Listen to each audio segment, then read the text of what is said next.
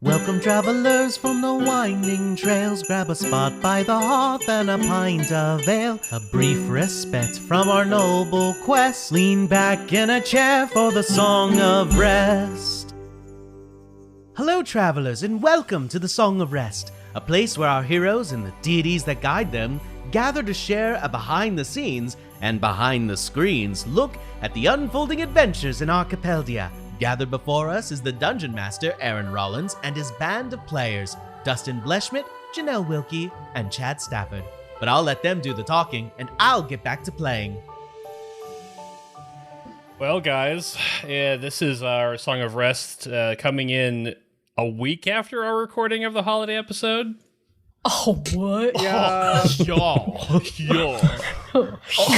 Everybody got your PNG Cowboy Christmas hats Cowboy on? hats? Yeah. Oh, yeah, got mine on. Cowboy hats with like tinsel. sleigh bells There you and go. tinsel. Yeah. Y'all. We tried to set up a recording sooner, but we missed. And then we tried again, and then we missed. And then it got all dried up, so I had to throw it out the window. And then I had a popsicle. I fell asleep. There we go. It's right there. I put it in You our got it? chat. Oh, you have you sharing a picture with us, Dustin? That's a holiday cowboy hat. That is great. Dustin just shared a picture of a Santa hat that is cowboy style. The only thing wrong with it is it doesn't have the fake a transparency layer checkerboard pattern in the As a background. PNG. That's It, right. I did not search for transparent. As someone who works in marketing, I can't tell you what's more infuriating than finding an image that says it's got transparency, and y'all, it didn't have transparency. It just has the checkers in Yeah. the back. That's the It's worst. so Someone just annoying. overlaid it on checker That background. is such the worst. That has happened to me a They few flattened times. it on checkers. No, there's even worse versions of it. Like when you purchase an Illustrator or an EPS file and like you open it up and for You whatever buy it? reason, there's the checkerboard pattern in Illustrator. Why? How? Why? And then you have to go in like 15 layers deep into their like nested images to delete the stupid layer, but then you find out that the transparencies that they put on top of it weren't real transparencies.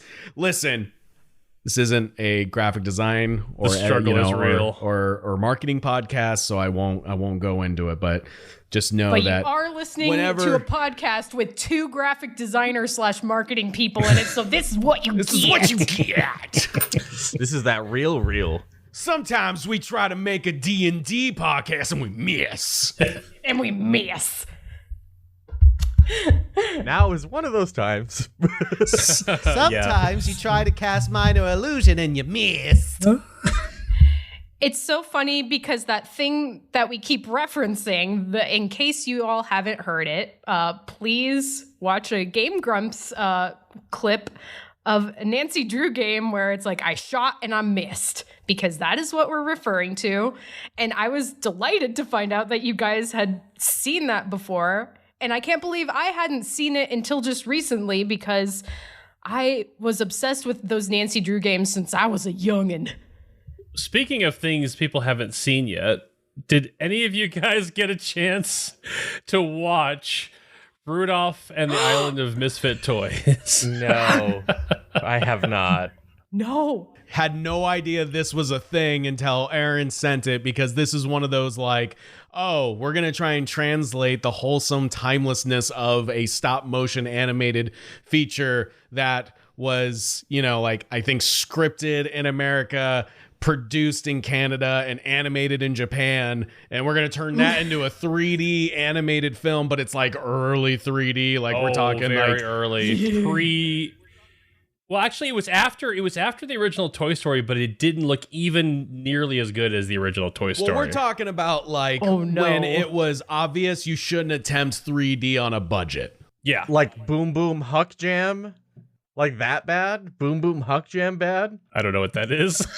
Me either. Okay, well, just real quick, you don't need to look it up, but there was a Tony Hawk animated movie called Tony Hawk Boom Boom Huck Jam, and the animation is atrocious and really bad, and it came out way later than it should have to be that bad.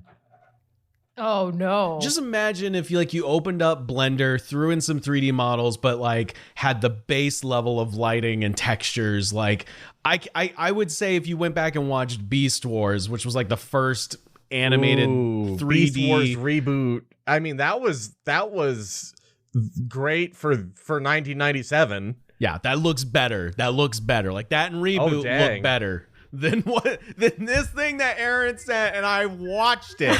Aaron. Good.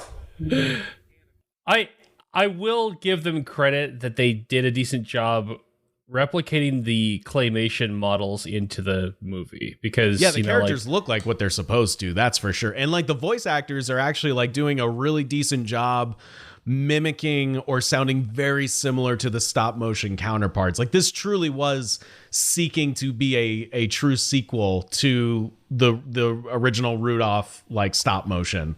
Right. Oh. So that's what it was going for.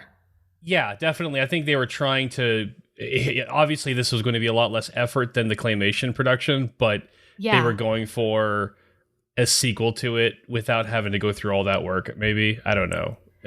Is this something you've seen before, Aaron? Like you've watched this before? Is this an old favorite of yours? Well, not old favorite. That's going a little far. But I'd seen it a long time ago. And when we were brainstorming some ideas about the holiday episode, Chad had mentioned the Island of Misfit Toys. And mind you, that shows up in the original like Rudolph claymation movie. Correct. But when he said that, I was thinking this movie, which is based around the Island of Misfit Toys, because like the island only shows up for a very short segment in Rudolph's original movie, but this one goes even further with the plot of the toy taker and like all of the like okay, this is why it's so funny. Like I feel like maybe you guys were running through this adventure blind because you're like, what the fuck are we doing? Like a blimp, some guy who's stealing people from the Story Ark. How is this a holiday episode? There was a lot where I was like, we'll find the holiday at the end. and then we're in a saloon.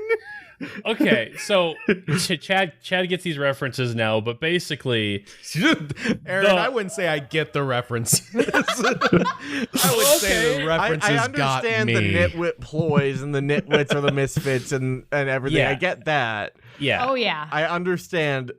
What I don't get is the Zeppelin or dirigible or dirigible. I love that. The dibidjaboo. So in the movie, the toy taker flies around on a Zeppelin and literally vacuums toys out of kids' houses to take them to his little hideout because, spoiler alert, but the toy taker is a toy himself who was abandoned by his kid, and he wants to save all the other toys from the same pain when their kids grow up. It's very Toy Story cliche. I mean, Toy Story, I guess, technically did it after this movie. That sounds very Toy Aw. Story.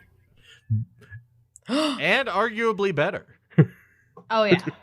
Arguably. But like, isn't the toy taker's also kind of like a Pied Piper, right? He's yes. And just like the toy taker literally looks like you took Orko from He-Man, turned him into a hobo and stretched him way out. Yeah. Like it is some and the same kind of witch hat on his head. Yeah, absolutely. Yeah, like a completely non-visible face except for his two beady eyes. And I think his hands are like blue, like he's got bluish skin. Or those were gloves? Well, yeah, it was gloves because behind it all, he's a teddy bear that's on stilts. He's oh a my teddy gosh, bear? he's even a teddy bear? Yeah. Toy Story did take that bit. Yeah, They did. they kind of did, but like you said, Dustin, they did a better job with it. Yes. So then I was thinking, okay, well, I want this to kind of fall in line with, the story arc being the center of the plot. So he's instead of taking the toys, he's taking patrons.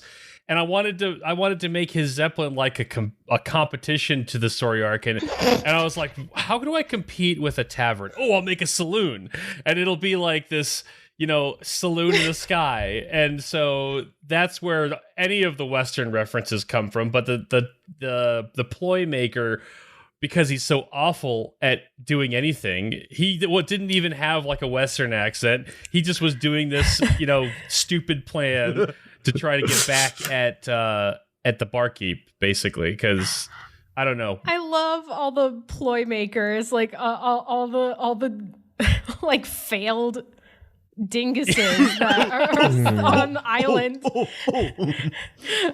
like trying to like, who are they doing it for each other? Like, that's an interesting question. Did they all see us show up, or were they just all waiting around for each other to see who was the dumb? Yeah. There's just a bunch of dinguses on the island setting up stupid traps to try to trap each other, and I must have mixed up the poison with real elixir. Okay, you guys, I have the funniest note here because I took some notes so that I would be able to keep some fresh ideas in mind for the Song of Rest.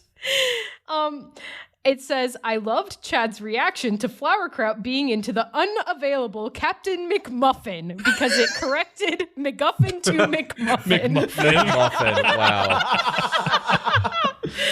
Right. And Chad, you're like, what the fuck? Like, when Flowerkraut's like, oh, now that he's unavailable, I'm more into him. What? We will not be having a McDonald Land crossover, so there will be no McMuffins. There's going to be no Mayor McCheeses, although Lord Galago is very much a Mayor McCheese. I just want to explore Captain McGuffins and Buzzcool's potential love interests. I want to know. Will they or so won't they? excited. What's happening under the mistletoe? That's all. I just want to know. I want to peer into that world. Oh my God. Do you have a snippet of what happened in their world, Aaron? No, it was supposed to be just going to be a teaser. Just like, he's on the phone with Buzzcool and he's like, oh man. I miss you too.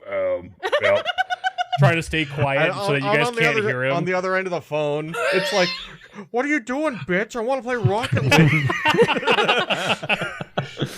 Captain McGuffin, I miss you. Playing 1v1 is not the same. I need my doubles partner. Why am I doing Snagglepuss? Truly accurate. Oh. Captain, I need you to get over here. I just found out Fall Guys is 2-player. You know what? He would. It's called It Takes Two for a reason, Captain. Aw, I love them together. Oh my God. No wonder they didn't respond to Flowerkraut's invitation to the potluck, the Christmas potluck. Yeah. Yeah, I wanted a little bit of a callback from the last one, just throwing Captain McGuffin in there as kind of like your mode of transportation.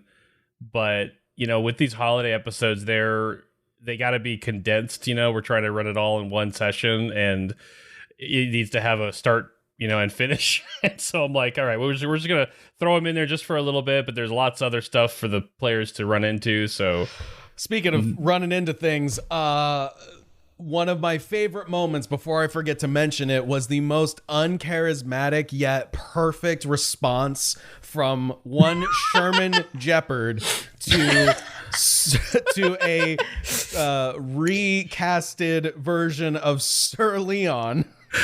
I knew you were a fucking idiot. I had to cut my mic because I was in stitches laughing so hard at that. Sherman was not in a good mood. Sherman was a Spicy. Salt boy. Yeah, a little He's a spicy boy. Yeah. I kept on saying mean, subtle dig. I was like, why am I negging? I kept going back into my head. I'm like, why am I negging Timothy this whole time? and throwing him off of cliffs like it's wild. Well, that one was a mistake. I also head dived off the same cliff, if you remember. Yeah. You did. Oh, and my if gosh. you're- It all started with the I can read. I can read.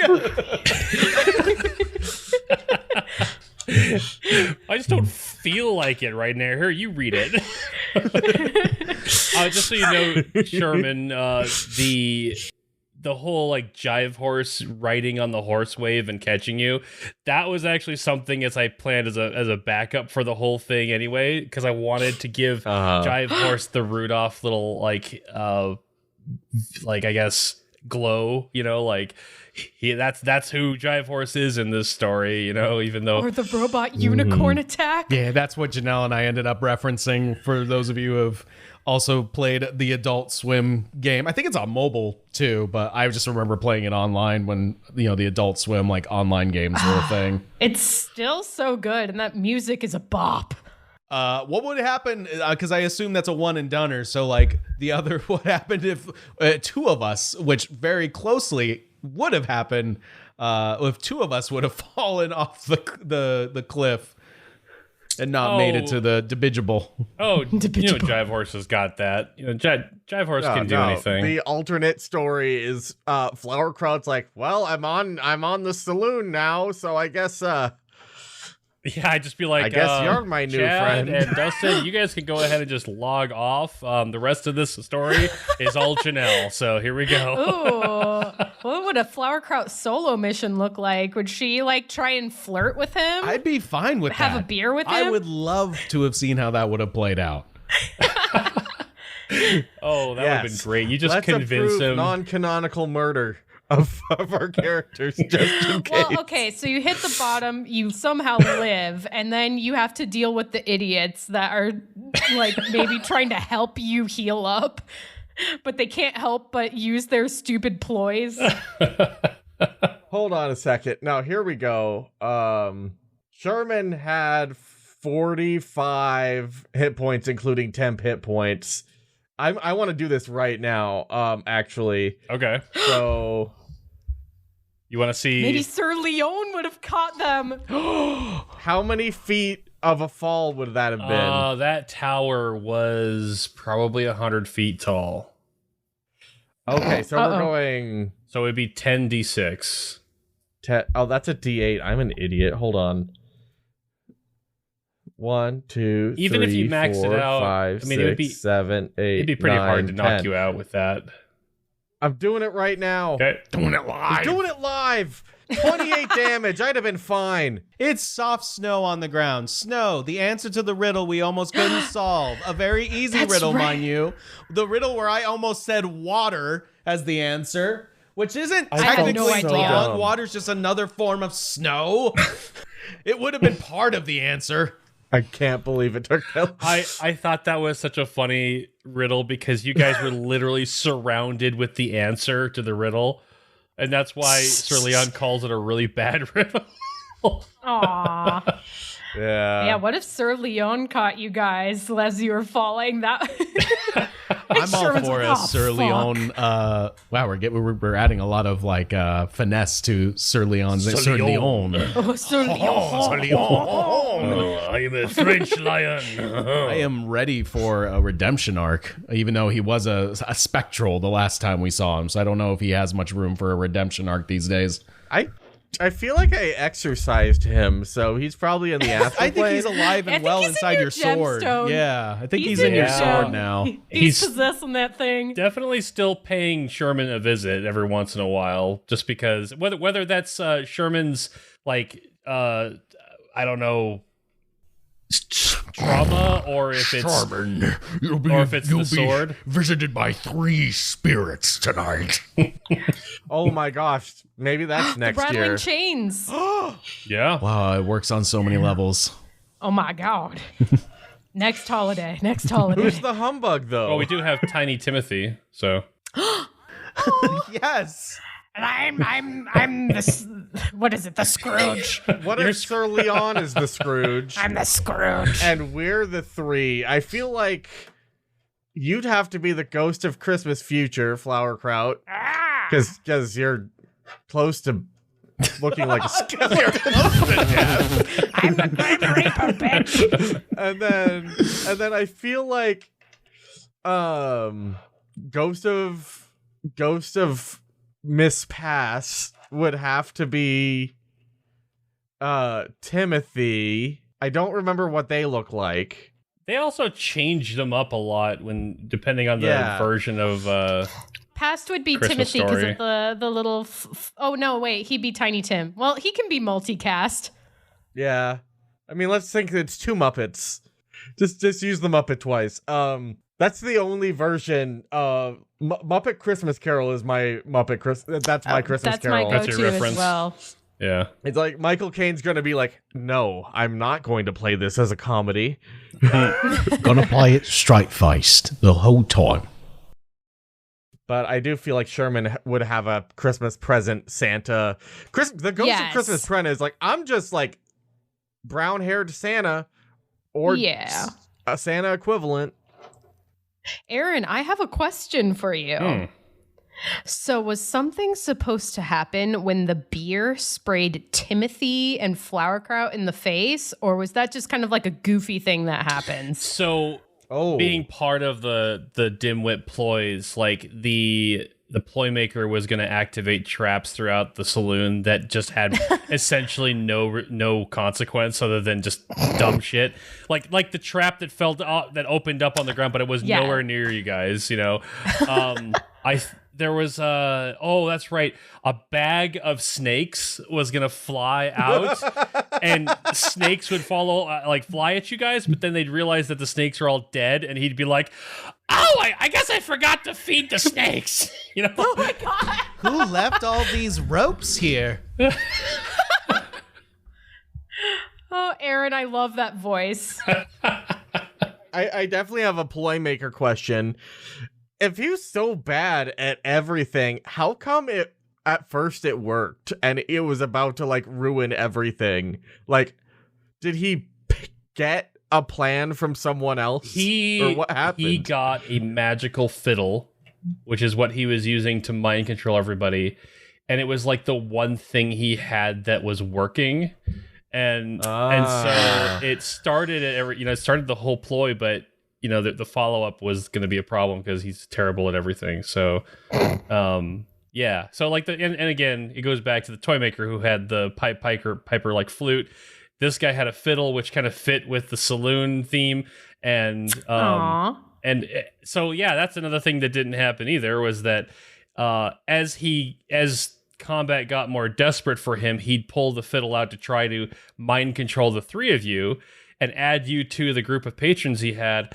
But that's when his fiddle music would get competition from Jive Horse music. And I would have gladly have given Jive Horse a little bit of backup there. We could have had a Devil Went Down to Georgia thing going on. yes. Little jam sesh. Yeah, it would have been great. Or what if we need a sequel to this? It's a 2-parter where it was a ploy to get Jive Horse onto the dirigible the whole time so he could steal his musical powers. Ooh.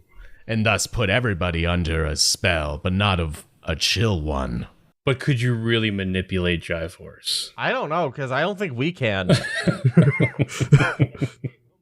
He can't be tamed. Can't be tamed.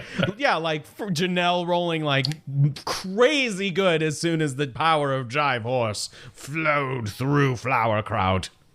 Oh my gosh, it's true. All my Jive Horse rolls were epic. Yeah. You and Jive Horse are tight now. You just riding on so chill. All of a I sudden, ride or die. Uh-oh, Brandon's got competition. No, we made a joke a long time ago where we wanted a picture of Brandon with Jive Horse on top and then us on top of Jive Horse. yes. Yes. Yay! And that was our ride or die. Yes. Oh my God, Brandy. This is the first time I legitimately used her in combat, and it was so awesome. Oh, the neuron nip is so good. You stole his freaking gun, man. Yes, the stealing the gun. I was so happy with that. Yeah, me too. One shot of that and I was half health. Oh, my yeah, God, that was scary. Crazy. Yeah, that. I mean, not.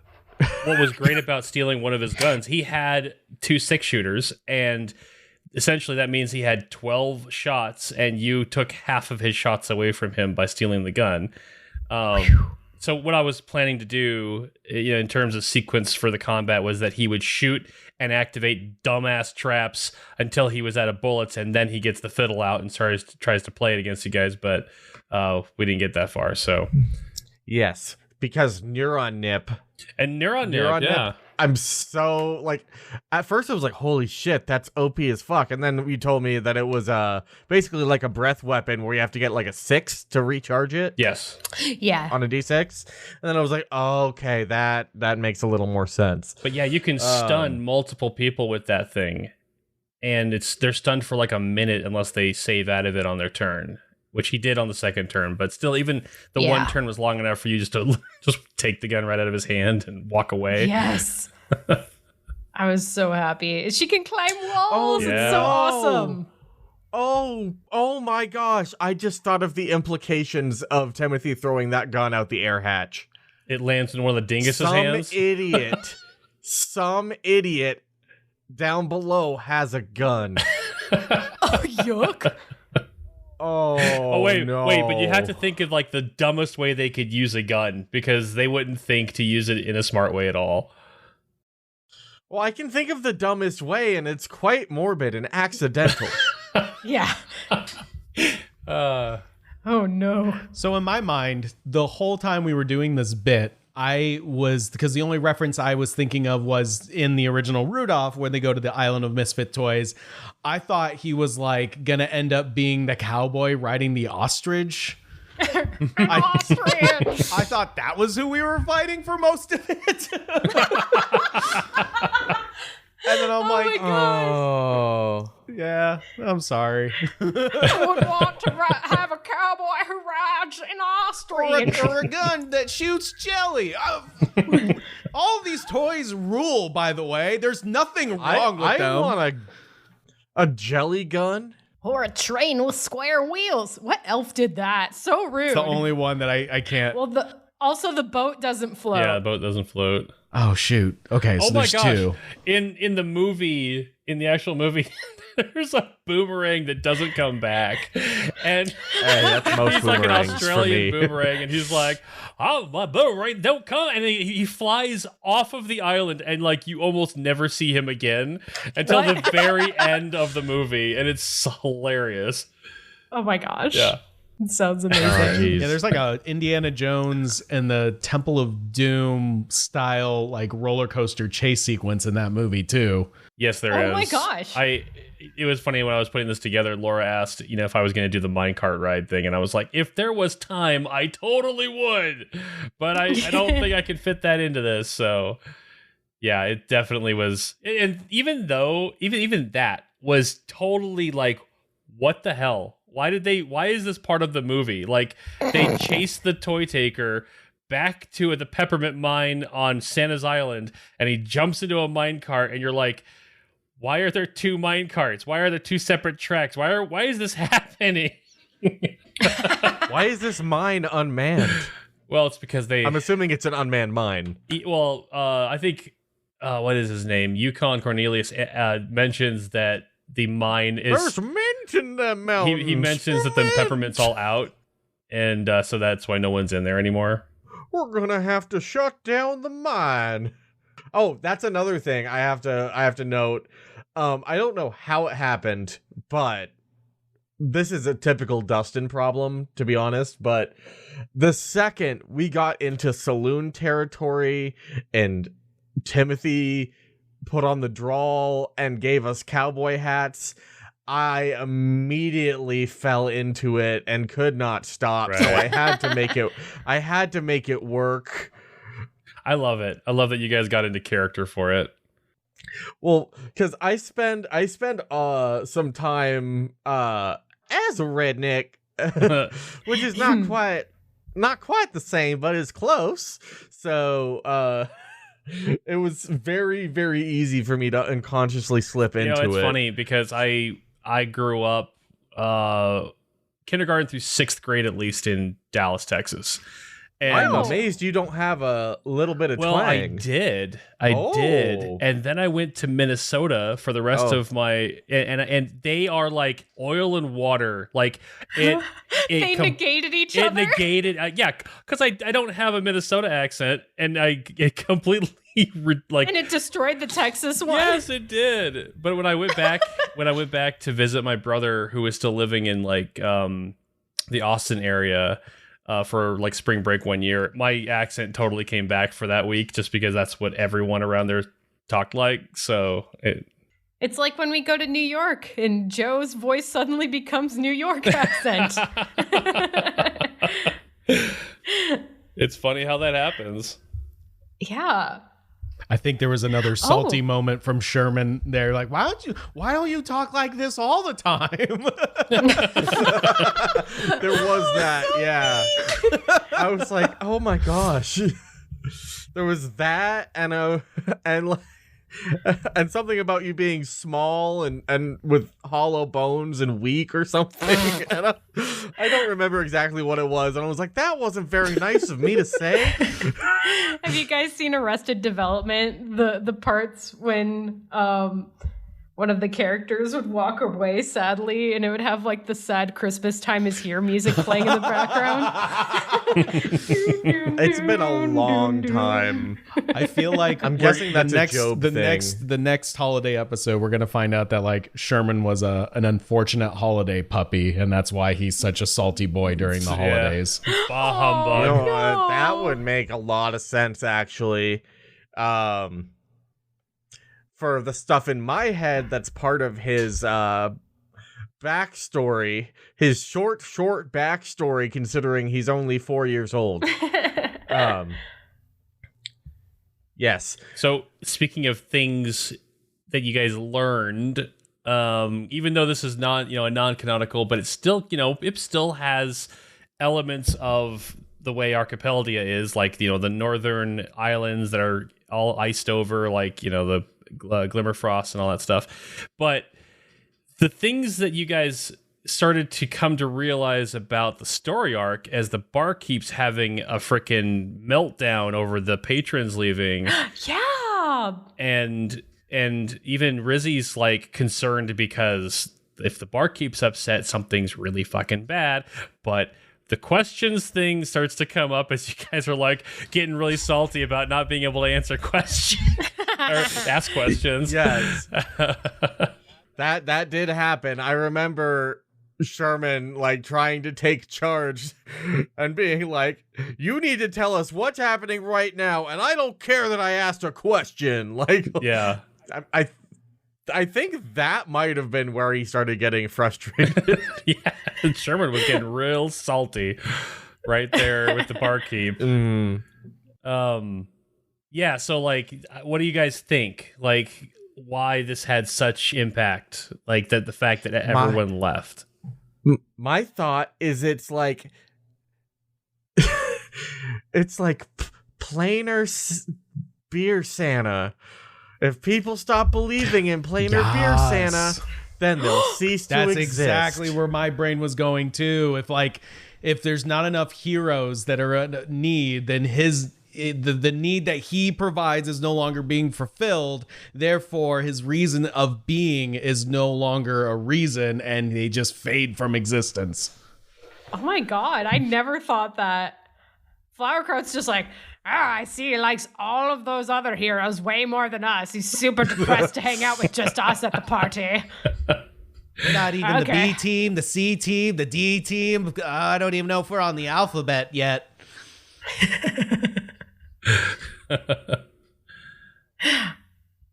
Was there a specific kind of thing that we were supposed to catch on to, Aaron? No, I just wanted to hear your thoughts on it because That's not fair. You Aaron obviously had furiously a scribbling thought there. notes. well, it was Oh my gosh, that's a I was playing out the reactions that the barkeep and Rizzy would actually have with all this going on. So I'm just curious to hear what your thoughts are on the whole thing. Because, yeah, like if you think about it, if we go with your theory, then the only three patrons who are currently like believing that the story arc is, a real thing are you And so, Well, the story arc obviously has to serve some sort of higher power. Like they are specifically bringing heroes to other realms and other planes of existence to offer help. So like, right. there's some sort of higher power there that's just a mystery. And I think it's fun that it can always remain a mystery. But it would also be fun to like realize what could go wrong with that kind of power when suddenly the method of which heroes are dispatched throughout the realms is no longer an option. What happens to that system? Yeah. So if you like the idea that it's a mystery, don't give me shit about keeping it a mystery. Well, all I'm saying is we're gonna tread some dark waters. You know what I loved? The egg-grog. Oh, the egg-grog. Yeah, that was that Sherman's idea? Nope. That was a Timothy moment. Oh, was it? Okay. I loved it. That was a good idea. Yeah. It sounds like a nice festive drink. Well, Aaron just rolled with it, which is what I was shocked about. Oh, yeah, I he loved the was idea. like, "Oh yeah, and it has like this status effect." I'm like, "Did I like have a false memory where this was something that was already made last year and I accidentally referenced it thinking it was something new? Did I get inceptioned?" No, I did roll with it. I loved the idea because I was like, oh, I'll just say that we use some of those Crextivus eggs as to make the egg-grog, and so it kind of gives you a little buff from what that gave you. I said no candle. I said no wax. Yeah, that was good. Did you guys have a fan art moment for this sesh? Ooh. Mine's dumb. Mine's just so dumb. Okay. I'm ready for the dumb. It's literally just the guy with the rope next to the bush going Yes. This is like one big tooth. Yeah, one big tooth. Yeah, he's clearly visible behind the bush and just holding the rope, waiting for someone to step into it. And Timothy does. It's because he trusted Sherman. Oh. My bird boy is very trusting of his dog friend. I have to tell you guys that I loved the fact that you like played with the dimwit ploys. Like you didn't just ignore them and walk by. You guys had a good time just messing with the dinguses on the island. Yeah. Yes. Because like, you know, these things were so obvious and so stupid that you could have been like, yeah, okay, and then just keep walking, and then you'd hear the dingus in the background be like, "Oh man!" You know? That wouldn't make for a fun pod. That wouldn't make for a fun audio drama, would it? Well, of course, we're gonna mess with these duders. Sherman throws the javelin through the cage, impales the sandwich, and it goes out the other sides. They do make good sandwiches. Oh, that cage. The other thing about it that was funny was that if someone had gone in and grabbed the sandwich, the door would shut and lock behind them, but the cage had no floor. So you can literally just lift the cage up and walk out underneath. Oh, Wait, how's the sandwich in there? What's it doing? Is it what? It was the bait. Yeah. Yes, but is it sitting? Where's it sitting? It's not sitting on the floor? No, what I'm saying by no floor is that it's just snow. So the cage doesn't have a bottom to it. Oh. So like you just lift the cage up and walk out from underneath it. I see. So there's just a sandwich sitting on snow. I mean, it was on like a little trigger thing that activated the door, but that was it. I pictured like a pedestal, but not like a really good one. Right. With like an obvious string that's like running up through to where the door is. I think I mentioned my fan art moment during the episode, which was Brandy holding a gun with her tentacles. Yes, absolutely. Oh man, I have to think about my fan art moment from this I have a fan art comic. Ooh. that works. Might be a little selfish. That's a moment. And I apologize for that, but it's No. It's the running gag that everything can fly but Timothy. Yes. And we Yes. get I to loved the that. flying lion, and he's just like, "Oh, come on!" And every panel, it's like you listing out the things, and at the end, you like kite. dirigibles, dibbigibles, Dibbigibles. and lions, and and in snow. snakes. Yeah. And then Can all fly. And then there's a shot. Got it. There's a shot of Timothy in Sherman's like hand, like he's about to throw him, and Timothy's like, "Yes, finally, this is my chance!" And then he just goes straight down. I mean, my other fan art moment, I mean, but it's just like, I don't think it could be properly captured via art. It's just Sherman yelling at Sir Leon, and like there's no other way to capture it than the way it will. It'd have to be animated. That'd be my animated moment. Is Sherman literally just going ape on Sherman just absolutely losing his mind over It would have to include a flashback cell of like their conflict, you know, for the context. I feel like it goes beyond that though. It's just like the line delivery, the way you said it was such spite. Like just the way you said it was so funny and so unexpected, man. Like, oh my gosh, I'm gonna be laughing about that for a long time. Who's one of our friends who does the little clips of audio? Is that Andrew? Oh, Drew. Yeah. Love that. Drew. Yeah. Yeah. It's a call to action. Drew, if you're out there, My- we've got a job for you. Fan art moment would be the shot of Flowerkraut riding on Drive Horse, and like the magic is so strong that like Flowerkraut has new clothes or like maybe a new hairdo and sunglasses on, and she's just the most chill she's ever been. And then behind them you've got Timothy riding on Sherman, and there's like sweat coming off and like feathers like flying off of Timothy, and they're obviously not having the greatest time compared to Flowerkraut. Oh yeah! Oh my gosh! I'm gonna do that like an animation in the robot unicorn attack style. It should be. Oh, cool. Yeah, like they have to be so majestic and upfront and like glowing with like musical energy, and then just like all the doofuses are surrounding Sherman and Timothy, and they just look absolutely distraught. Yeah, that'd be fun. That's a good one. I think that's the winner. Yeah, that's a good one. So when we get this episode out, I mean, like this is obviously going to come after the holiday episode is posted, but of course we're recording this before we have it all edited together. But I'm wondering if Rory's going to have some new sick tunes to do for Drive Horse for this one. Oh, we need like Trans-Siberian Orchestra level of rockage for Jive Horse's musical holiday epicness. He did make us an anime theme for it's so amazing. Yes. A Fate for Child. Fate Child. It's so good. And I so badly want anime like style characters that I can Burn style, like take the images and like make them crossfade and move into each other as credits roll. Oh, we do need a It'd be very perfect. overly animated version of like, if we had an animated intro, it would be something where it's completely out of our character style. It's overly rendered. Obviously, 90% of the budget went to just the anime opener.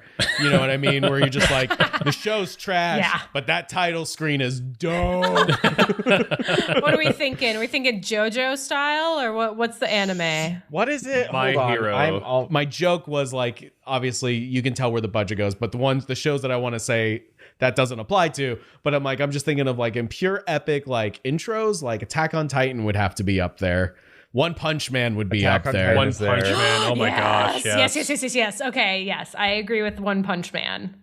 I'm trying to look for. Trying to remember what the Gurren Lagann intro looks like, because that one's always ridiculous in terms of epic levels. I could also just sit here Googling like names of animes into an image search forever, and like that's ooh. It would be a lot of You fun get a to good do one? more like non-canonical episodes that aren't just holiday episodes where, we just I got throw it. characters into got a it. anime type of scenario. I'm gonna drop it in. Hold on. Initial D's got a really freaking dope intro. Yes, it does. That's a good example of the show being Nuts. trash, but the intro being so great. Sorry. I'm so sorry. Initial D is just fine being an audio soundtrack, and that's it. Because the music's amazing. Initial D's nuts. Initial D's nuts. I apologize. I couldn't stop. It's too thick. Is this small enough? No, why are all these so big?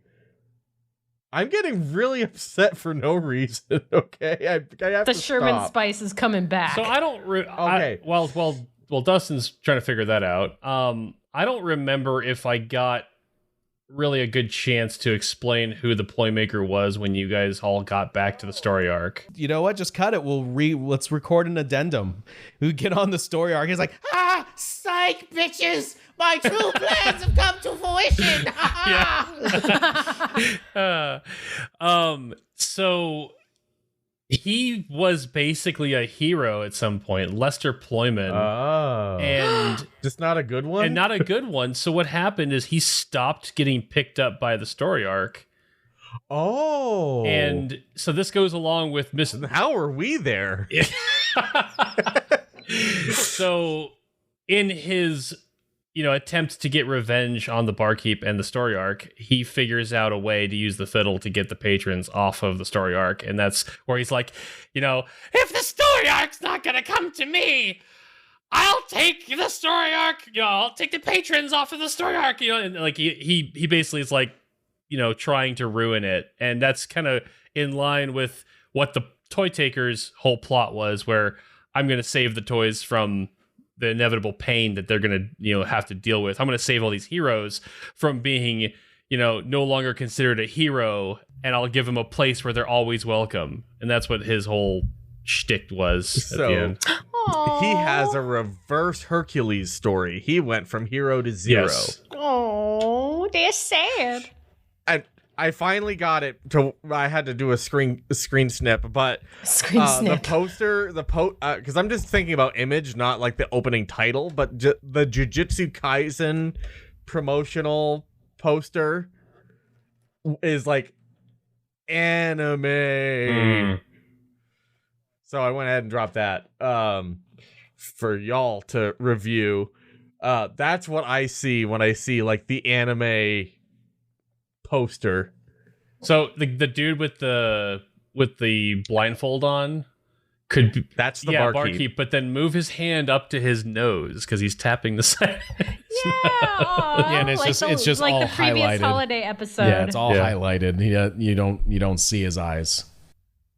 Yeah, totally. Yes, the shiny glasses that anime does. Yes. Yes. Yeah, the Yeah. completely white out glasses. My favorite version of that was in Turning Red, when the dad was they like made this beautiful cooking scene, and he looks so dramatic and his glasses have that highlight, but it's actually because the steam fogged up his glasses. Yeah. Which is so funny because that literally happens to that's clever. Allie all the time when she's like baking and stuff. As soon as she opens up the oven, and it cracks me up every time because I'm just like, oh, Amazing. I don't wear glasses, so I never thought about. I'm like, yeah, that totally is what happens. It made me laugh so hard. Aw. All right, guys. Well, An extra thick and juicy song of rest for everyone for this holiday season. Yeah. send us your anime recommendations for what kind of intro style we should do. For like full of just like the episode itself, full of tangents and side quests. Yep. and, Oh, yeah. and derailments. And Dewidgeables. just for y'all. Oh, y'all better. You just wait. You just wait when we drop that anime opener, Fairchild. It's gotta happen. I don't know where it's gonna happen, but it's gotta happen. Yeah. It is. I don't know how. I don't know when, but it's gonna. It is tasty. It is the opposite of yuck. Oh, yuck. Oh, yum. It's all like oh, that's so much worse. Yummy holiday, everybody. Yeah. Y'all have happy holidays now. You hear? Why don't you always talk like that? What was that? Nothing, Timothy. Are you sure? Go back to being shunned. Wow. That's a reference from the episode. I'm not really saying that. I'm not Is really Sherman saying getting that. his first piece of coal this year? Sherman's had his lumps.